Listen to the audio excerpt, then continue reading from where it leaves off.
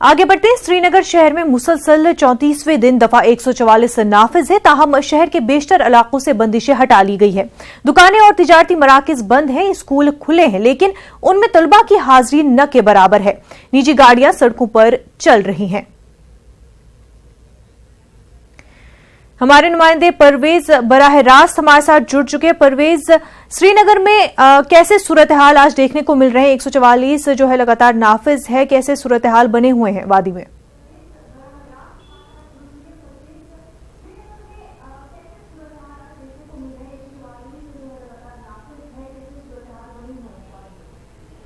जी मुनज़्ज़ा, अगर कल के हवाले से हम बात करें, आज कल के बेहतर आज जो है वो बंदिशें जो कल आयद की गई थी, आज उससे कदर बेहतर हालात दिखाई दे रहे हैं। बंदिशों को फिर से एक बार श्रीनगर शहर से हटा दिया गया है, लेकिन दफ़ा 144 जो है वो अभी भी नाफिज है। यहाँ हमने देखा श्रीनगर में निजी गाड़ियों की जो नकलो हमल है वो हमने अच्छी तरह से देखी, ताहम जो पब्लिक ट्रांसपोर्ट है वो सड़कों से गायब है। पब्लिक ट्रांसपोर्ट की मूवमेंट अभी हमने देखी नहीं है।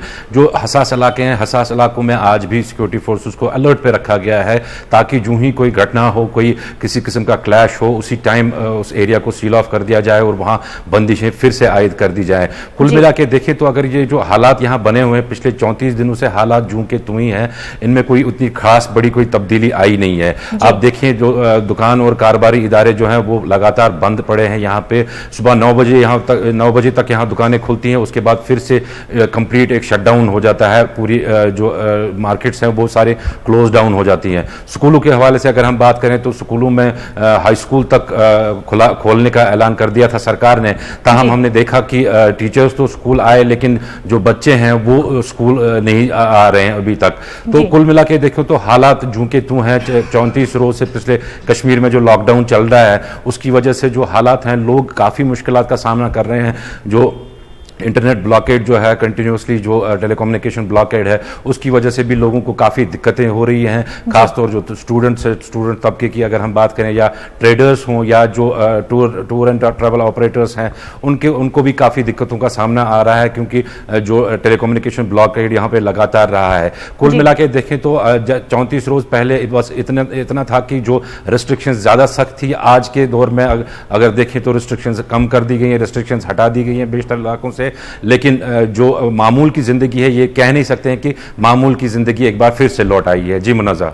बिल्कुल परवेज, और जिस तरह से आपने बताया कि कम्युनिकेशंस, टेलीकम्युनिकेशंस को लेकर भी काफी लोगों को दिक्कतें पेश आ रही है, कम्युनिकेशंस के लिहाज से आपको क्या अपडेट मिल पा रहे हैं? कब तक उस पर जो रिस्ट्रिक्शंस है वो ईज की जाएगी?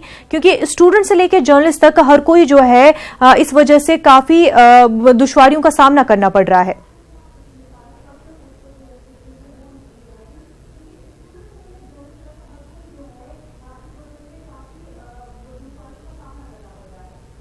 जी बिल्कुल मुनज़्ज़ा, जैसा मैंने कहा, कोई भी तबका ऐसा नहीं है यहाँ कश्मीर वादी में जो इससे हिट ना हुआ हो। जो टेलीकम्युनिकेशन ब्लॉकेड यहाँ पे लगातार रहा है। हालांकि सरकार का कहना है कि जूं हालात में सुधार होगा वो तब तक वो जो धीरे धीरे वो रेस्टोर करते जाएंगे। जो टेलीकम्युनिकेशन है, पहले लैंडलाइंस का सिलसिला उन्होंने शुरू किया था, कुछ एक्सचेंज को चालू किया था, फिर कुछ दिन पहले पूरी तरह से लैंडलाइंस को रेस्टोर किया गया, जिसकी वजह से लोगों में काफ़ी राहत की सांस ली है लोगों ने। ताहम जो मेन यहाँ पे मुद्दा है वो ये है कि जो लैंडलाइन फोन है वो लोगों ने हटा दिए थे। यहाँ पे लैंडलाइन फोन्स अब लोगों के पास नहीं थे। जब से जो बाकी नेटवर्क्स हैं वो आए, तब से लैंडलाइन फोन्स हटा दिए गए थे। तमाम हमने देखा कि काफी हद तक उससे भी सहूलियत लोगों को हुई है। जो लैंडलाइन फोन मोहल्लों में जो लैंडलाइन फोन्स थे, उनसे लोग अपने अजीज अकराब से रब्ता कर पाए, अपने रिश्तेदारों से बात कर पाए। जो सरकार ने जो फोन बूथ्स खोले थे तो उन पे भी जो रश है वो काफी कदरे कम हुआ उन हालात में।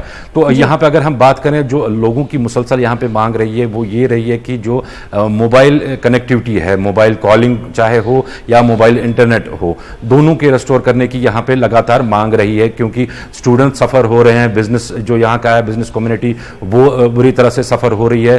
तो लोगों की मांग है कि जल्द से जल्द जो है इंटरनेट और मोबाइल कनेक्टिविटी को बहाल कर दिया जाए। जी मुनज़्ज़ा। बिल्कुल परवेज, और अगर सियासतदानों की बात करें तो जब से 370 हटाया गया है, लगातार नजरबंद है, डिटेंशन में है सियासतदान, उनके हवाले से क्या कुछ खबर है कि कब तक उनको डिटेंशन से हटाया जा सकता है?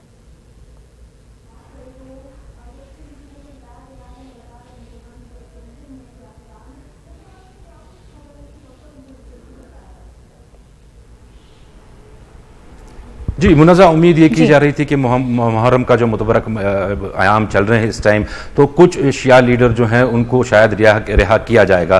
ताहम ऐसा दिखाई नहीं दे रहा है। अभी तक जो हमारी सरकारी ज़राए के हवाले से बात हुई है तो उनका यही कहना है कि जब तक ये सियासी लीडरान जो है ये नज़रबंद हैं या कैद हैं तो हालात पे काबू है। लेकिन अगर ज़मीनी सतह पे देखें तो लोगों का ये भी कहना है कि जो इनके सपोर्टर्स वगैरह हैं इन पॉलिटिकल लीडर्स के, उनकी डिमांड रही है कि उनको जो हेल्थ बेनिफिट्स पे या हेल्थ रीजंस पे उनको रिहा कर दिया जाए। काफ़ी सारे लीडरों के हमने देखी तबीयत नासाज हुई उनकी, जैसे मोहम्मद यूसुफ तारिगामी के हवाले से अगर हम बात करें, उनको पहले SKICC में रखा गया था, फिर उनकी तबीयत नासाज हुई, फिर उनको घर शिफ्ट किया गया और अब सुप्रीम कोर्ट के ऑर्डर्स के मुताबिक उनको दिल्ली एम्स लिया जा रहा है इलाज के लिए। ऐसे ही बहुत सारे काफ़ी सारे लीडर्स हैं। अगर हम बात करें, दो साबिका वज़ीर आला हैं उमर अब्दुल्ला और महबूबा मुफ्ती, जिनको लगातार हिरासत में रखा गया है। सिर्फ उमर अब्दुल्ला और महबूबा मुफ्ती को एक बार अपने रिश्तेदारों से मिलने की इजाज़त दी गई थी।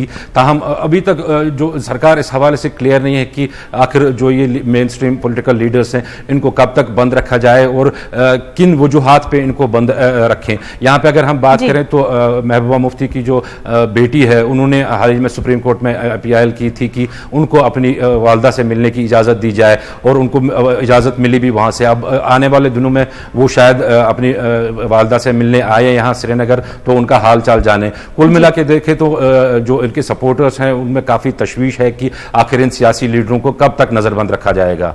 जी मुनज़्ज़ा। बिल्कुल परवेज, उम्मीद की जा रही है कि जल्द से जल्द वादी में जो सूरत हाल है वो बेहतर हो, अमन-ओ-अमान बरकरार रहे। बेहद शुक्रिया तमाम तर तफसीलात के लिए।